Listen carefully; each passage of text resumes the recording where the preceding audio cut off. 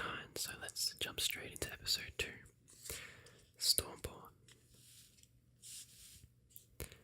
So, episode 2 wasn't one of my favourites. It started a little bit slow, which is not always a bad thing. It builds up nicely, and the rate that this season has been going, it was definitely a welcome sort of ease into the rest of the season, you know. And we start off in Dragonstone, and it's a dark and stormy night, and we are listening in on a council meeting between Daenerys and all her allies, and basically Tyrion is running through a plan in which Grey Worm and some of the Unsullied will take Casterly Rock, his family's heritage. So it's a quite sentimental place for the Lannisters, and as far as he knows, is a stronghold for them and a valuable asset in the war to come. So he plans to take it. And then we have this sort of weird exchange between Dany and Varys, where she's questioning his loyalty to her because he has betrayed the last 2 kings he served, so the Mad King Aerys and Robert Baratheon, I believe. And it's weird because you would think that this far into her conquest she already would have had this conversation with everyone, especially Varys, because they're a few months in at the very least to hanging out with each other and working together, and only now, once they're settled, she starts to begin questioning his motive, which you can't really blame her because Varys is very untrustworthy. But that's a conversation that should have been had earlier, I feel, especially knowing Varys. And she even demands to know about the assassin and the order to kill her that obviously Jorah saved her from. And Varys is very ashamed. He's like, I organised the assassin under Robert's orders and that kind of thing. And it was very awkward because it was demanding the truth from a toddler kind of thing. But I found it a super power play and quite interesting in terms of, on Daenerys' side of that. So then Varys gives this little speech about how he was a slave and, he lived in gutters and alleys, and, I was sold and abused and all this stuff. I had to make my way in the streets and all this. And it's basically identical to what Melisandre says in the next scene. She says something pretty identical. She's like, I come from a low background and, I was sold as slave is pretty much the exact same thing. So it's basically it very much felt like a copy-paste of the dialogue, and I know they're running out of time, but still having those scenes back to back and having both characters back to back say, you know what, I came from slaves and we choose you and all this stuff, and it's alright, we get it. Is that the easiest way to earn Daenerys' trust? Is just to say, oh, I had a rough background when I was young and, I don't know. They needed to either change the speech up a little bit or separate the scenes out so they weren't back to back, so you could at least forget that Varys just said those exact words 5 seconds earlier. So then Dany and Tyrion and Varys all meet Melisandre, her first appearance this season, I believe. And it was pretty cool to see Mel back in Dragonstone. And I'd imagine it brings up pretty painful memories of her time with Stannis, the Manners. But, I don't know, this show is very cyclical, very few key points that characters just sort of circle around, and it's cool to see Mel back. I believe the last time she was there, she was burning men on the beach, I think. And then Varys comes in, with his silver tongue saying, you have a bad history of serving kings, they don't end up alive, and Dany just side-eyes him and says, well, it's a good thing we're deciding to forgive people who supported the wrong monarch and stuff like that. It's super like high school dramery, but it was pretty amusing.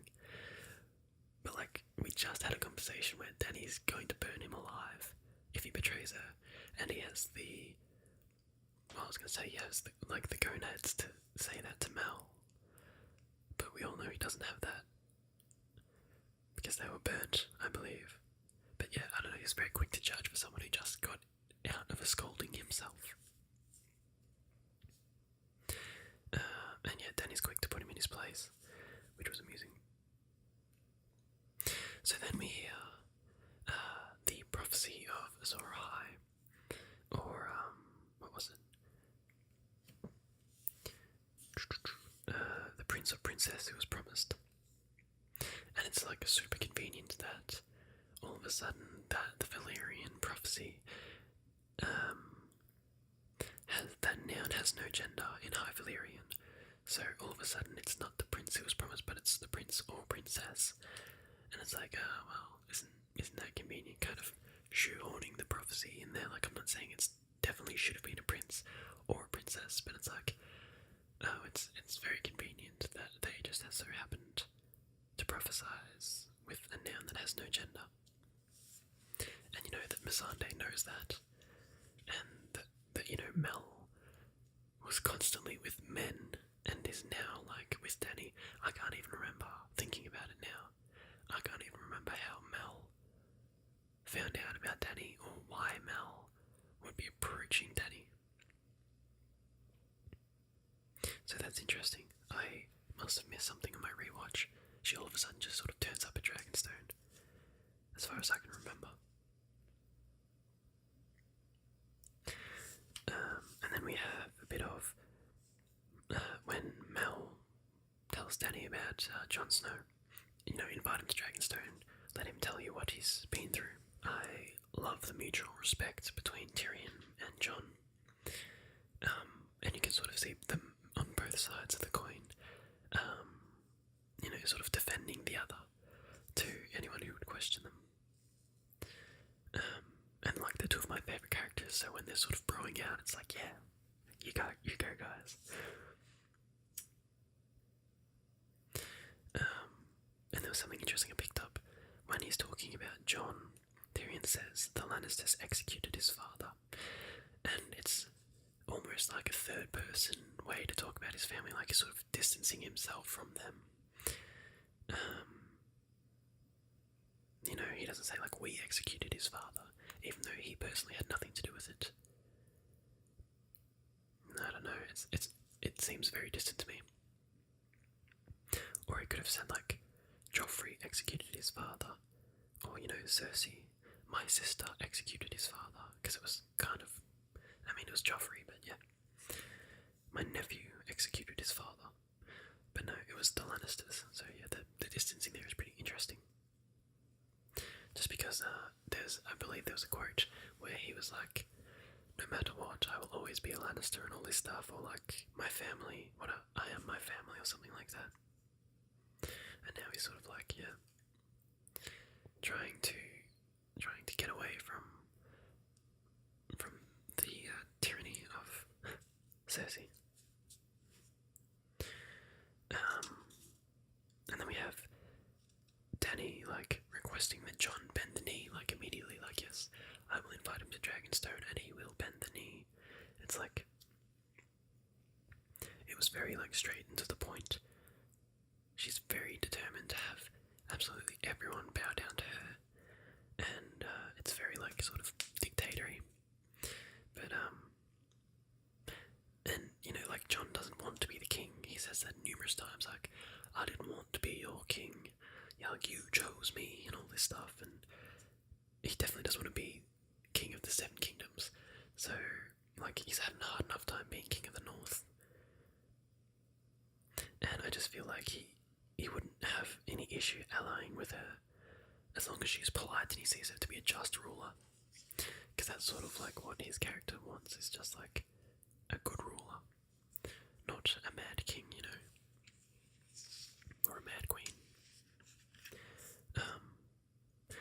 But of course, like, you know, obviously since I'm doing this late.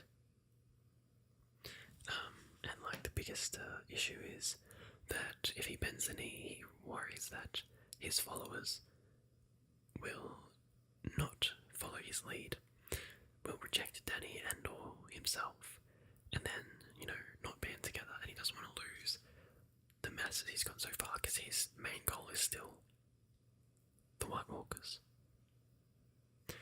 So, I don't know, it's hard. Like, if I was Jon, I'd be like, yeah, I'd absolutely bend the knee. Like, I don't want to be any part of this Game of Thrones. But you have to help me kill all the zombies first, So then we have a Jon and Sansa scene. They're talking at Winterfell about the letter that Tyrion has sent. And Sansa says, Tyrion is not like the other Lannisters. He was always kind to me. So it's nice to see that she still recognises his good nature above the torture she suffered from the rest of the Lannisters. I've always appreciated when these characters can sort of distance themselves from the sins of the father and the son and all that kind of thing, which Jon preaches about a lot. And I believe Dany actually asks Jon to ignore in a future episode. But I very much, because I like Tyrion so much, when other characters respect him, even ones that, his family has directly harmed, like Sansa and Jon, I always very much appreciate it when they have a respect for him. And like Jorah, like Tyrion just gets along with everyone, and it's really, really good to see. So I hope he's safe forever, please. So then, Davos is the first person to recognise that dragons would be useful against the undead army, even though Jon has thought about nothing but the White Walkers for the past 2 seasons since he saw them, and he knows that fire can kill them, and he knows that dragon glass can kill them. But seriously, Davos is the first one to say, hey, if she has dragons, we can use them against the White Walkers. It kind of felt like an excuse to give Davos some lines and some screen time in that part there, which I'm not super complaining about, because I absolutely adore Davos, and he's actually my favourite #1 character, I think. I think I can feel comfortable saying that. So of course he's probably going to die at some point.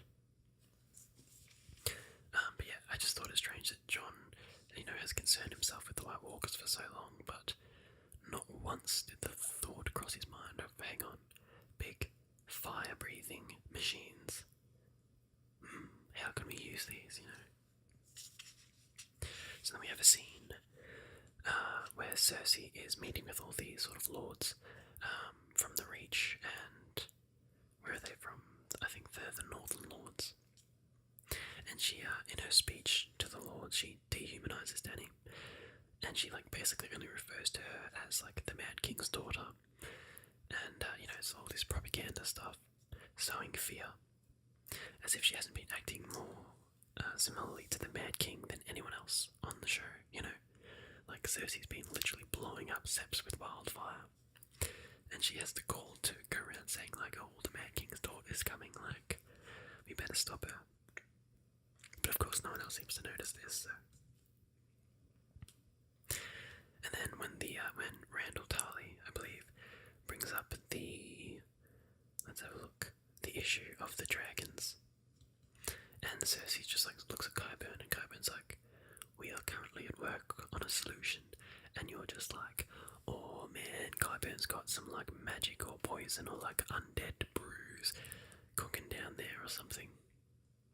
So it alludes to some pretty cool stuff that could possibly be used later on. And then there's no payoff, as we see later on, which we will come back to in a scene coming up. So the lords are dismissed from the meeting. They've got a lot to think about, join with Cersei and stop this foreign invader. Get the Westerosi Knights and protect your homeland, which is the whole plan of Tyrion wanted to do, was to not invade with the Dothraki, because then he proves Cersei right. He wants to ally with whatever Westerosi lords and houses they can find, and then fight with a Westerosi army so that they're not invading they are just overthrowing a cruel and mad tyrant, I guess. So yeah, the lords are dismissed. Jaime follows after Randall Tarly because the Tarlys have been pledged to House Tyrell for, forever, I think, or not forever, but a significant amount of time. And before this episode, I always hated Randall Tarly because of how he treated Sam and the rest of his family in the last season, but I had a begrudging respect for Randall's loyalty to the Tyrells. Even when Jaime and Cersei both ally with me, you can have whatever you want, we just want your armies, and, to fight together, I'll name you, Warden of the Reach or whatever.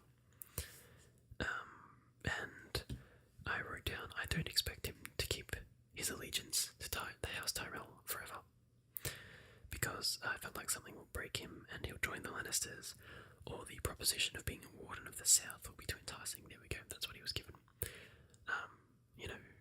Cersei will probably be looking for a new Warden of the South, and of course, as we find out later, that was enough to sway the Tarlys to break allegiance with the Tyrells and side with Cersei Lannister. So whatever little respect I had for the Tarlys were pretty much gone. Oh well, Randall and, to a lesser extent, his son Dickon. All that respect was gone by the next episode pretty much. So then we continue with the scene at the Citadel between Sam and Jorah, and I believe Archmaester Ebos, I think is his name. Anyway, Professor Slughorn from Harry Potter. And we finally get a really good look at Jorah's body, and to me it looked more like burns than advanced grayscale. But I suppose that's in comparison to the waterlogged, muddy grayscale sufferers in Old Valyria. It's very thick grey plates between over red sort of valleys in his skin and that kind of thing. So yeah, it really looked like a burn more than grayscale, but it's props to the physical effects department either way, because it was gross. And my note here is Professor Slughorn is pretty rude / aloof so far, and I can't hope it becomes more interesting. And I can't say that has actually happened so far. He's been in a few more episodes, but he sort of still hasn't really opened up. He's sort of just been this character that, has his duty and doesn't think for himself ever. It's always just, scripts, scrolls, writing, books. Yeah, I don't know. There needs to be some sort of character development, I feel, just to keep me interested with him, because otherwise he's not so much a character at the moment as he's just an obstacle for Sam to get past. And that's not really fun to see. He may as well be trying to break down a brick wall in the middle of the library restricted section, And so yeah, basically Sam and Jorah and the Archmaester are talking. The Archmaester says, you've got years before the grayscale kills you, but it could be weeks or months before it takes your mind. And personally, I would have sent you off already, but since you're a knight, I'll give you 24 hours or whatever. Then Jorah starts resigning to his own fate, looking at his sword that he might take his own life with it. And it was pretty heartbreaking right there, because he's led a rough life because he was banished twice. He had his unrequited love with Dany, he was disowned by his family, and he doesn't even get a warrior's death in battle. He got touched by a deceased person. Now he's going to either die to that or take his own life to prevent himself from losing his sanity. So in that moment it was very it was pretty rough. Jorah is just a grizzled old man and he can't catch a break. So then we have the payoff for Qyburn's solution line from earlier, because Qyburn and Cersei are in the dragon pits, I think they're called, or some sort of dungeon where skulls of all the Targaryen dragons are kept. And Balerion the Dread was Aegon, I believe Aegon the Conqueror's dragon. Balerion was monstrous, and here I'll put up a neat little infographic showing the size of Balerion. Yeah, he's enormous. And I feel like that skull in the show didn't really do it justice because, you know, it was maybe 2 Cersei's high. But I feel like that infographic showed him to be way bigger than that. Although I haven't looked at it for a while, so maybe it's not that bad. But still, that is an enormous beast. And, you know, finally, Qyburn's big reveal is that he built a medieval weapon, basically. Like, there's no cool science stuff, there's no, like, magic or potions. It's just a big ballista, or a scorpion as he calls it, which is flammable, slow to load, and easily destroyed. And it's like, dude, you think, like, everyone else hadn't tried that before? Like, it's basically just, it's a glorified bow and arrow, let's face it. And the biggest problem with this scene is to show off how powerful this scorpion is supposed to be. He gets Cersei to fire a scorpion bolt into the skull of Balerion, which was kind of sad because it was a 6 skull, and it was like, you know, disrespectful, I guess, to desecrate the remains of the dead, even though it was just a dragon to them. But the biggest problem, the ballista didn't even penetrate all the way through the skull. It got stuck, like it pushed into sort of the front half of the brain, I guess, but it got stuck in the skull. And that's a centuries-old dead dragon skull that was sitting 20 feet away from the scorpion, and, you know, has been degrading for years. So how does he really expect it to hit a moving, flying target with harder bones because it's alive, plus thick scales because it's an adult living dragon, plus, you know, muscle and cartilage pushed through that as well, and to penetrate, you know, through all that to hurt the dragon, all the while avoiding dragon fire. I really think Qyburn kind of dropped the ball on this one, and I'm still looking forward to. There was a theory that Qyburn is secretly working against Cersei, and that he actually controls the mountain, and not Cersei, but he sort of tells the mountain to do what Cersei wants, for now, at least, because he was originally at Winterfell when the mountain, you know, came and ransacked the place and almost killed him before he was restored. I think it was Winterfell. I definitely remember talking to the Starks at one point anyway. And that's sort of where Qyburn came from, so there's this theory that he's still not working for the Starks, but working against Cersei. And I'm still kind of thinking maybe that'll come to fruition somewhere, where he's playing the long game, and the Scorpion is his attempt to look like he's, you know, working for the cause of destroying the dragons, but he doesn't actually want to destroy them, kind of thing. So, yeah, it was a bit of a letdown seeing it just a Scorpion, instead of, like, you know, wildfire grenades or something. And there's also the fact that the Scorpion bolts could be poisoned, but I feel like they would have been more overt with the poison, like have him say, like, you know, what if it doesn't kill them straight away? It's like, oh, it will eventually, and we look over and there's some poison brewing there or something. But yeah, there's no hint at that so far. So then we travel back to Dany and her allies, and they're having another meeting.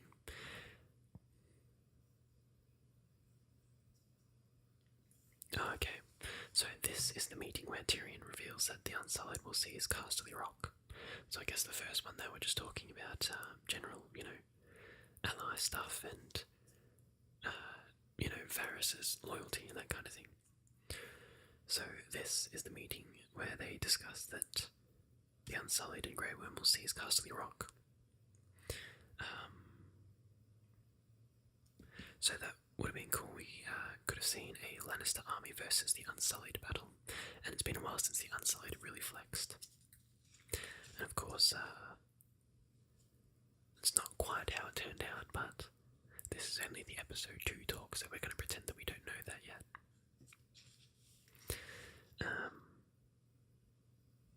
And then there was sort of quiet approval from everyone in the room, like it sort of showed Olenna and the Sand Snakes, and they were all just like sort of like, okay, sounds good, and accepting Tyrion, and it was really nice to see him finally be respected, his mind and his strategy, because he's not a fighter, let's face it, and all he ever wants is respect, and to be accepted, and for him to finally have that, is a pretty big deal.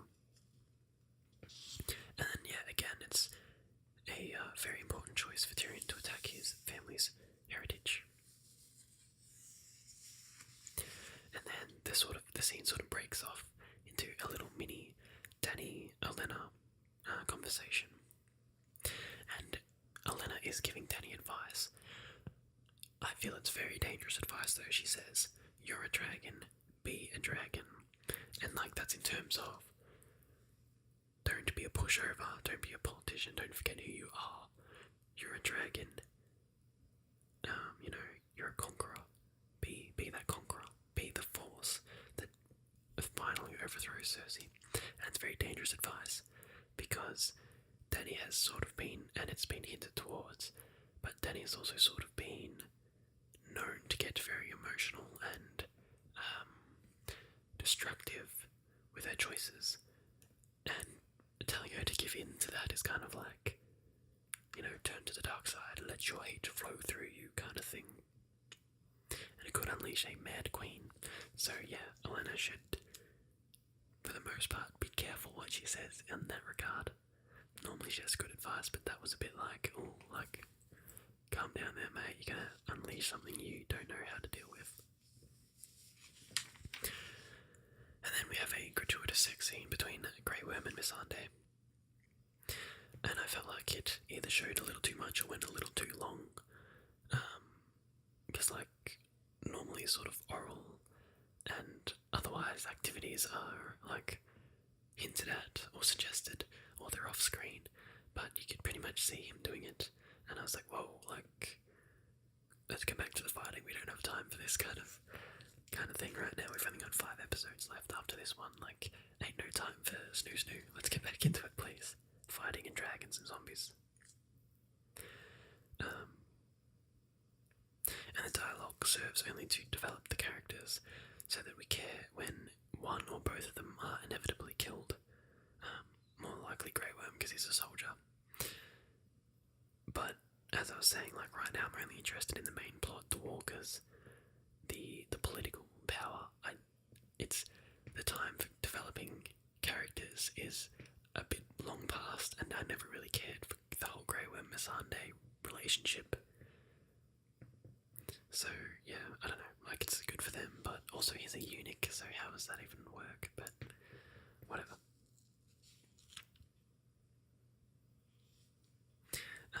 Thankfully that scene is not too big of a chunk of the show, and we get to move right along back to Sam and the Archmaester. And the Archmaester is revealed to be writing a book called A Chronicle of the Wars following the death of King Robert I. And Sam says the title could be more poetic. And the first thing that popped into my head, as I'm sure everyone sort of realised, I had the thought that, a poetic title could be A Song of Ice and Fire. And that kind of suggests that maybe at the end of the series we'll see Sam reading or writing the Song of Ice and Fire, the chronicles of, the wars following the death of King Robert I. Kind of like at the end of, The Hobbit, or The Lord of the Rings, I think it was, where one of them's writing about their tales anyway.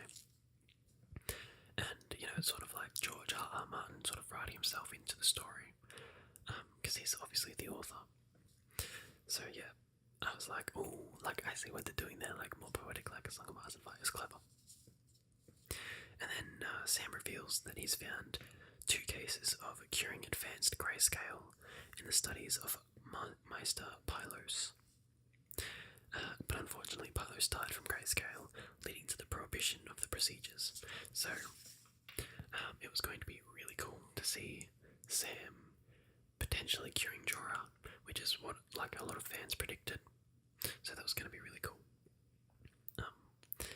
But of course, Archmaester Ebros hasn't been developed very in-depthly, so of course he's just the obstacle, no, we can't do it because he died. Stop thinking about it, But of course we all know Sammy's going to try it anyway. Alrighty. Then that sort of transitions between talking about curing grayscale to Jorah writing a letter to Daenerys. And it was a little hard to read while watching the show itself, but I found a screen cap of it and a transcription of it on the subreddit. So Jorah is writing to his Khaleesi. I came to the Citadel in the last hope that the maesters could treat me as you ordered, even with all their, I believe it's wits or arts. I am beyond any cure but the grave.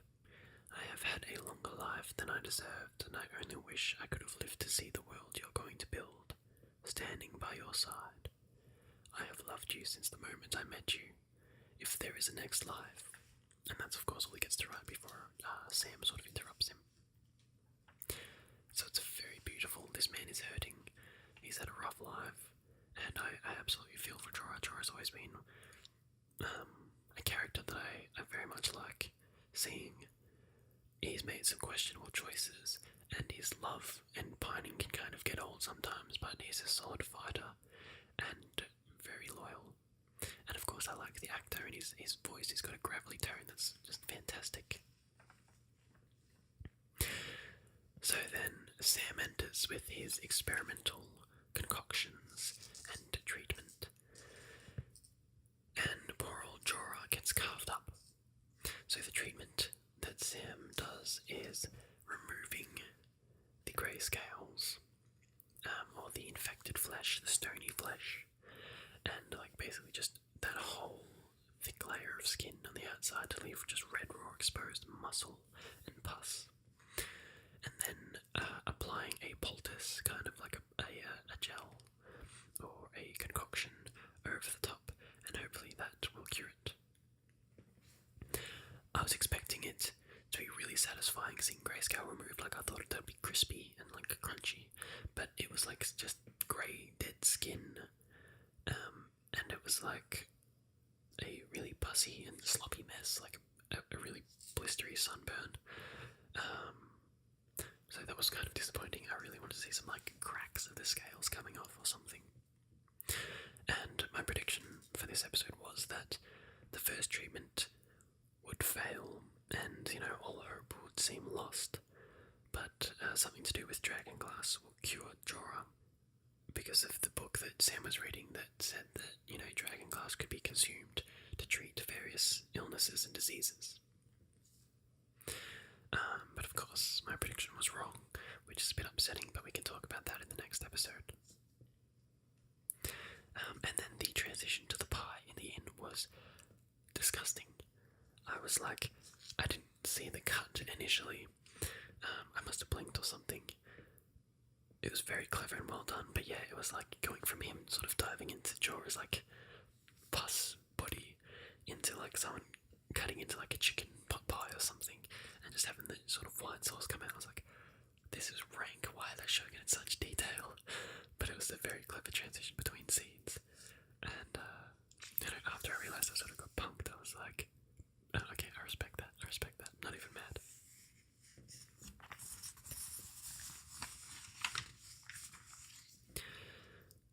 So, in the inn scene, or I'm gonna call it an inn, the crossroads, Arya and Hotpie have a nice little reunion, which was really cool to see. I always really liked Hotpie. He was a funny character, and all of his cooking and talking about cooking always made me really hungry. So it was awesome to see him again after so long, that he's not dead, because everyone dies in this show. But the whole scene, apart apart from that was kind of weird because Arya's just disassociated. Like, she's just staring into the distance and stuff and, like, eating, and then she gets Hotpies pie, and the camera is on her face the whole time, and she's just wide-eyed and just, like, eating, like, stuffing her face with this pie crust. And instead of showing him talking to her or anything, it sort of just shows her reaction, but she doesn't have a reaction. She's just staring like this, you know, past the camera, into your soul. And it was sort of exasperated because I'd already felt like this episode's filming was sped up a lot. Not filming, sorry, pacing was sped up a lot. And, you know, the scene with Arya never making eye contact and barely speaking while just gobbling down that pie, it just served to make the episode feel more impatient than all the other seasons, and I guess that's a direct result of having it be one of the final 12 episodes. It felt very impatient though, and I was sort of like, I was uncomfortable a lot during this episode just because, I guess this season has to start just nailing like main plot points. It just has to keep progressing. There's no time to waste. So it's kind of weird, yeah. And then of course we have Arya discussing pie recipes with Hotpie, and he's like, "Oh, you make pies?" And she's like, "Yeah, I've made a couple." Little cheeky callback to her Frey pie from last season. And then what do we have? There's another subtle callback to one of Hotpie's dialogue, one of his lines in season 2, I think, with Gendry, where Gendry's like, "How do you know that guy was a knight?" And Hotpie's like, "Well, because he had armor on." And in this episode, Hotpie's talking about Brienne, and he's like, "I think she was a knight because she had armor on." So he's just not changed. No, he's not learning anything. And finally, Arya hears that the Starks have retaken Winterfell and that the Boltons are no more. So it's setting up for a potential reunion, even though Jon is about to leave for Dragonstone. So it might not be the whole Stark surviving family reunion as we would all like to see, and especially because Jon and Arya have always had a deeper connection than I think most of the Stark children have. So yeah, it would have been nice to see them meet up.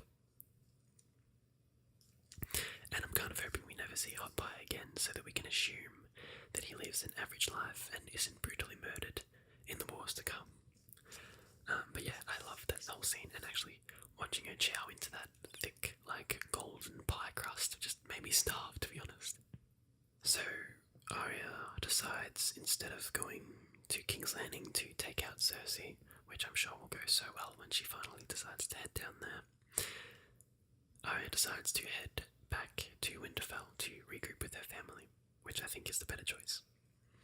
Then we cut to the happenings in Winterfell at the moment, and, you know, it's another rehash scene with Jon and Sansa bickering in front of the Northern Lords, and it's like identical to the first episode, basically, like, here's the plan. No, Jon, don't do the plan, shouldn't you do this instead? And Jon's like, I'm putting my foot down, I'm the king in the north here, you know. So there hasn't really been a lot of plot progression so far in the north, just receiving letters and talking.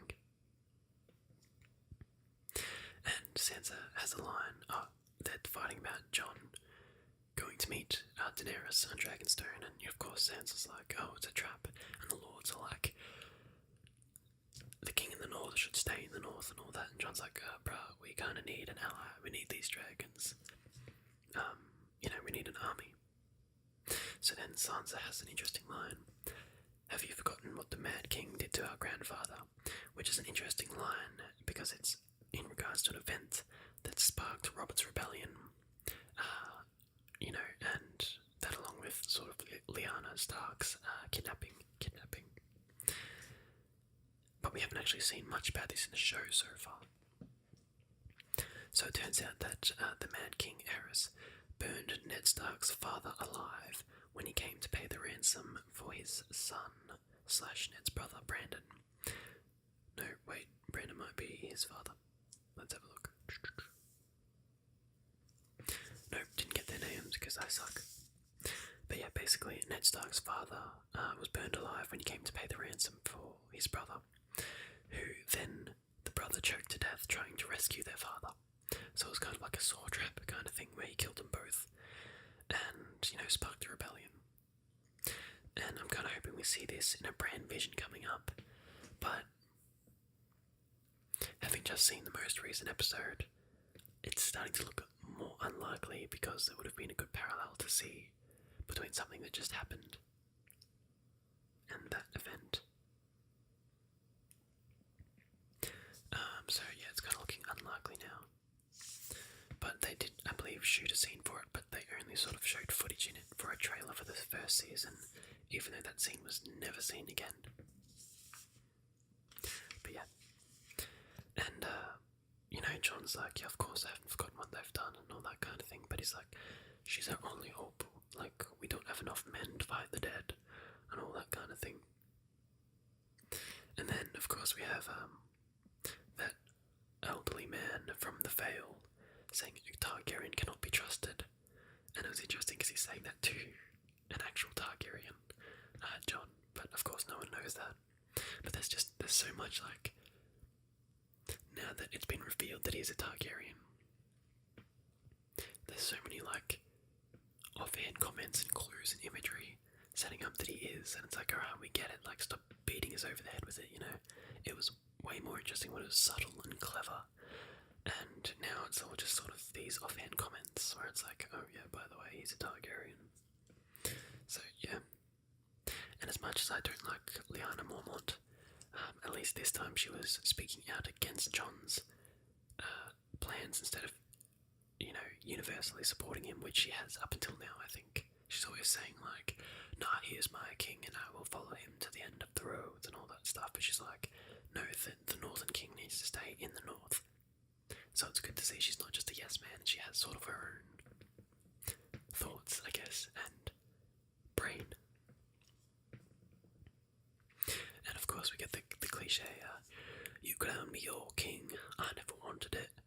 So confirmation of what I said in the previous episode about how he's conflicted in his current position. He calls himself king, but he still says, I never wanted it, and you did this to me kind of thing. Sort of flip-flops between, I'm the king of the North, and what I say goes. So I think he's still trying to find his place. And then he decides to, that's it, I'm going to Dragonstone, and I'm going to leave Sansa in charge. And I feel like leaving Sansa in charge is a mistake because of how little her and Jon tend to agree on things. So I feel like every time she wants to do something, Jon does the other thing, and it typically works out. And I don't want to see Sansa, like, burn Winterfell to the ground or lose it, or start a civil war, especially with Baelish whispering in her ear the whole time. Because, she says that she's on to what Littlefinger wants, and is doing. But Littlefinger is like one of the most dangerous men. He's single-handedly, almost, orchestrated this entire War of the Five Kings. So yeah, it's, very risky business, leaving her in charge, and to not even discuss it with her first was pretty dumb, if I'm being blunt. So then Jon goes to visit the crypts, where, Lyanna and his father, Ned, are buried. And, of course, Littlefinger sort of follows him in and decides he needs to have a conversation right now. He even says, we don't talk much, do we? And Jon's like, I don't like your words, or something like that, or we have nothing to say to each other. And Littlefinger's like, as usual, he brings up his love for Catelyn. It's like, this dude can't hold a conversation without talking about how much he loved this woman. It's like, dude, put it back in your pants, no one cares. Like, you think people haven't lost anyone in this show? You're not the only one to lose someone. For God's sake, like, how bad if you loved her so much, don't murder her sister, pushing her out her own moon door. He's a very sad little man, and like I said last episode, I think, I just can't wait to see him die. I can't wait for just pure steel to unravel all his plans, because, he's not a fighter, he's a schemer, but you can't, plot against a sword through the heart, so yeah, I'm kind of sick of hearing about his love for Catelyn and Sansa. And I can't quite remember why Jon is so incredibly hostile towards him. As far as I know, he doesn't know about any of the major betrayals. Assuming he just doesn't like him in general, or sons being given to Ramsay Bolton by Littlefinger. Probably left a sour taste in his mouth. But other than that, I don't think he has any knowledge of the actual betrayals and work that Littlefinger has been putting in.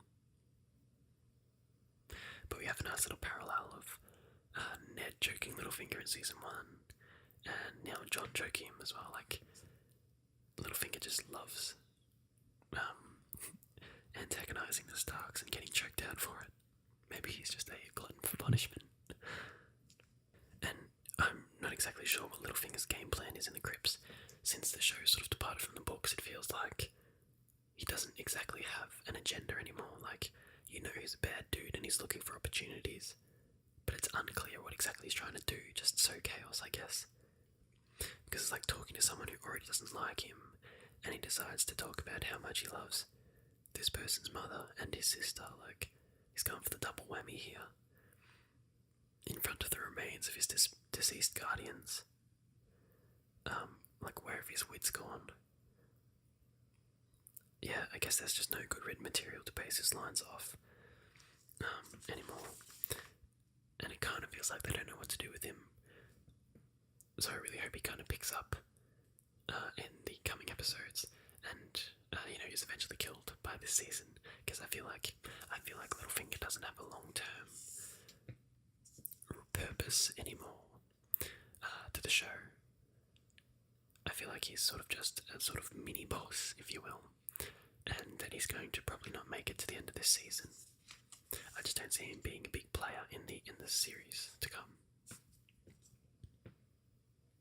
And then, Jon chokes out Littlefinger and is like, if you go near my sister, I'll kill you myself. But then as he leaves Winterfell, he just waves goodbye to Sansa, but doesn't tell her to just stay away from Littlefinger. Or that, he's up to something again. He's just like, yeah, see ya. And then Littlefinger's over there and then doing his whole brooding thing. I don't know, someone needs to take this dude out. So then we have a brief scene back in the sort of wilderness. Arya's trying to keep warm by a fire when she's ambushed by a wolf pack. And we sort of have a reunion that was a long time coming, which is sort of what this whole season's about, just like reunion after reunion. Nymeria, Arya's direwolf from the first season, emerges, and she is enormous now. It's easy to forget how big the direwolves are when Ghost was the runt of the litter, and he's the one that we see the most these days, and he's sort of like husky sized, but not massive direwolf size, but Nymeria is enormous. And for a very real moment I thought Arya might get mauled by her own direwolf. It doesn't make sense plot-wise for that to happen, but that wolf was being very, very aggressive. And it's been years since they've seen each other, But after the reintroduction of Nymeria, I'm sort of expecting to see maybe some Nymeria fight scenes in the War Against the Undead, or some other time, because to me it doesn't make a whole lot of sense to reintroduce her when basically no one else except for hardcore fans will remember Nymeria. And it could have been fine to not reintroduce her and just have that plot point, just like, oh, she's just a wild wolf out somewhere now, Instead it's been like reintroducing her 5 seasons later, or 6 seasons even, I think, for just a tiny bit of character development in Arya, who is already pretty fully fleshed out, And that direwolf CGI and, animal hire can be pretty expensive, so you would think that they wouldn't just sort of use her for a very short 2-minute scene, and they in fact have some pretty cool direwolf action up their sleeves. So I'm kind of hoping for that, But yeah, the whole exchange is Arya asking Nymeria to come with her to Winterfell, but Nymeria is her own wolf now. She don't need no man. She's running her own wolf pack, and Arya sort of accepts that and realizes that I too need to, be with my family. The lone wolf dies, and no, what is it? The lone wolf dies, but the pack survives, or something like that. So yeah, hopefully we see more of Nymeria and Arya kicking ass side by side. And then we have the coup de grace of episode 2, the naval battle. So we have, in this convoluted sort of strategy that Tyrion came up with, the Castle Rock part was good. The rest of it was not so good because they're going to sail, Dany's fleet back to Dawn, I think, to get the Tyrell army and then sail them back up to either the Keep or Dragonstone. I can't remember which one. But yeah, it seems like kind of a road trip that was unnecessary. But we have the Sand Snakes and Alaria, or what's her name? Alaria Martell, and Yara and Theon, all travelling together in the fleet, going to pick up the Tyrell army. Going to pick up the Tyrell army. And we have the Sand Snakes sort of foreshadowing, talking about Cersei and the mountain, like, oh, I'm going to kill the mountain, and I'm going to kill Cersei, and all this stuff. So, I could sort of, knowing that this battle was coming up, or, sensing that a pretty big battle was about to happen, after Euron's, foreshadowing in the last episode, talking about the mountain is not a good idea for these girls right now. Then we have Alaria, Yara, and Theon sort of drinking together, and Alaria and Yara sort of start flirting a bit and almost making out. Seems a bit out of the blue, considering how hostile some of Dany's allies are still towards each other. But whatever, we didn't have enough sex scenes with Grey Worm and Missandei so far, so gotta chuck another one in there, I guess. But before anything good can happen, Euron's fleet attacks. So Euron's entrance is awesome, to be completely honest. It's really intimidating. And this dude is wild and crazy, and I love him as an antagonist so far. It's very intimidating when his ship, the Silence, breaks through the fog. We've been stalking you for miles, and then just this giant ship with the Kraken with the red dot breaks through. And it's terrifying when he jumps screaming onto their ship with, axe flailing everywhere. And he squishes the dude under, the boarding plank. And it's good to see that after everything that Theon can still fight, he kind of holds his own and takes out a few of Euron's dudes, I believe.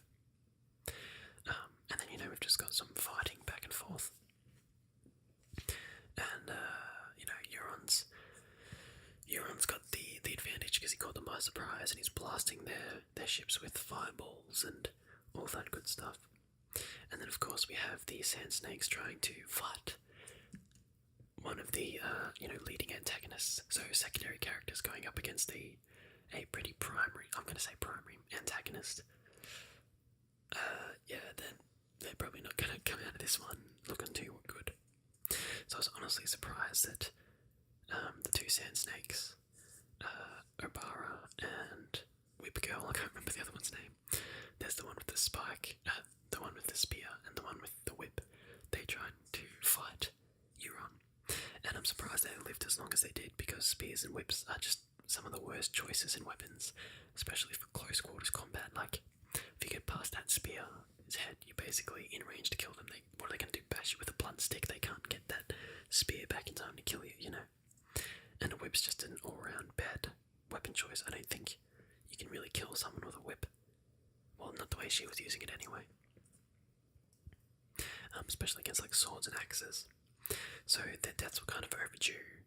And again, that's mostly due to the incredibly negative reception for most of the Dawn plotline. I wasn't that bothered by the Dawn plotline. I think some of the dialogue was a bit cringy. But for the most part, it was okay. It wasn't great. But, so the Sand Snakes keep fighting Euron. Yara and Theon are fighting his men, and Alaria is below deck, being protected by her daughter Tyrion, who uses the daggers and the poison. And some of Euron's men capture Arya and her daughter, which bodes incredibly poorly for them, considering Arya murdered Cersei's only daughter, and the Mountain has a habit of killing Martells. And now Cersei has both Arya and Arya's daughter. So I was very worried that, the Mountain would get involved and there would be some gruesome deaths here. But we can further talk about that later in the next episode. And then Yara finally sort of confronts Euron herself, and she should have very easily been killed when she goes to fight him, because she leaps from the top of the ship on top of Euron, and she leaves herself very exposed, especially for just like an axe swing, left herself wide open, and he easily could have killed her. She could have been taken out in so many ways. So let that be a lesson to you kids. If you're going to a naval battle with your uncle, don't let the rage take control of you and make you do stupid things like that, because she should have been dead and any other non-main character would have died. And then we get the final outcome of Euron's attack. He has the Sand Snakes, he has Arya and her daughter. The Sand Snakes are dead. He has Yara with a knife, a blade to her throat, and he's confronting Theon. And a lot of people are criticising Theon for, both in real life and in the show, criticising him for fleeing, but he actually had no choice. His PTSD aside, there's a blade already at Yara's throat. Euron doesn't particularly care for either of them. He wants them both dead. Yeah, there's just nothing he could have done. Jumping and fleeing is the best thing. If he charged Euron, Yara would have been first to get her throat cut, and then I feel like there's no way Theon could have stood up to Euron in a fight. He did the best thing. He gets to live and fight another day, and Yara is of course alive. He doesn't necessarily know that, but he's assuming, and we're assuming. So he did the best thing, It was cowardly, yes, but I believe it was the right decision. And that's the only reason they're both alive.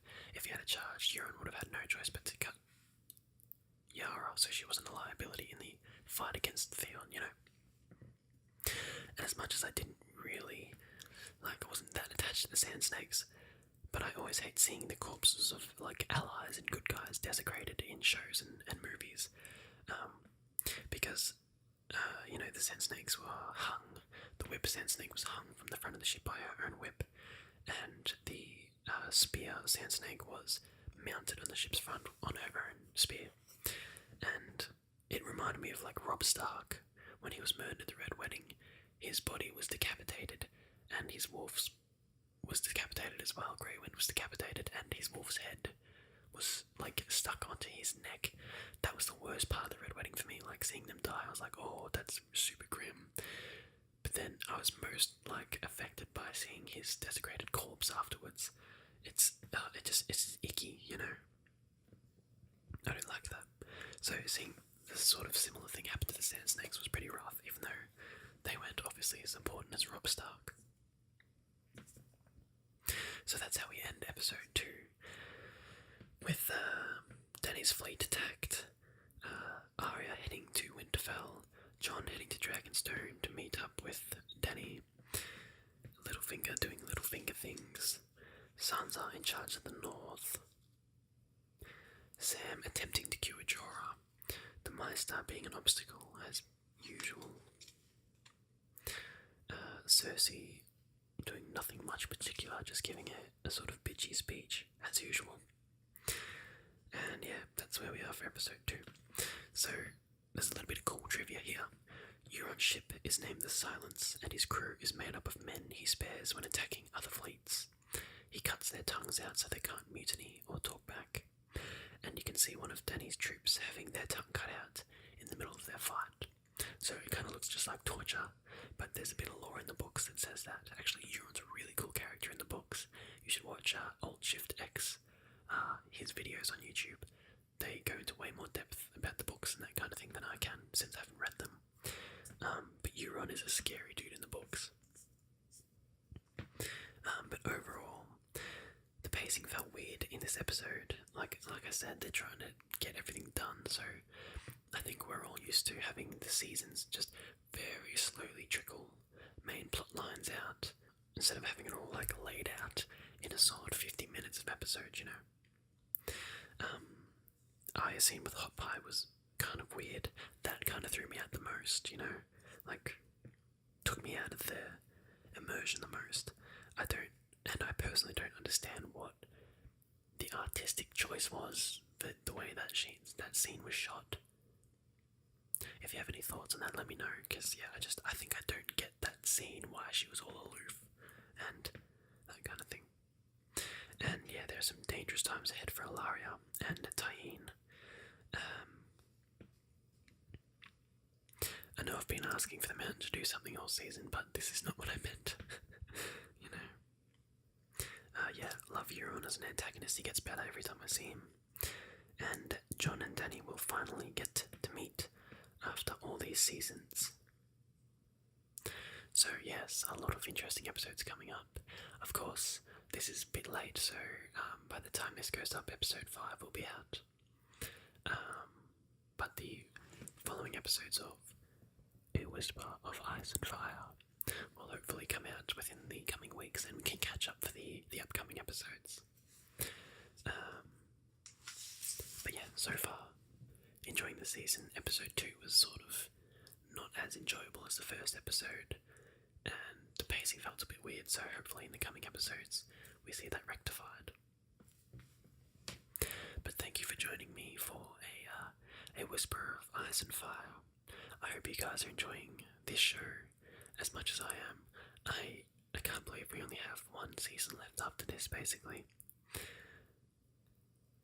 Yeah, it's all ending now. It's like it's all happening.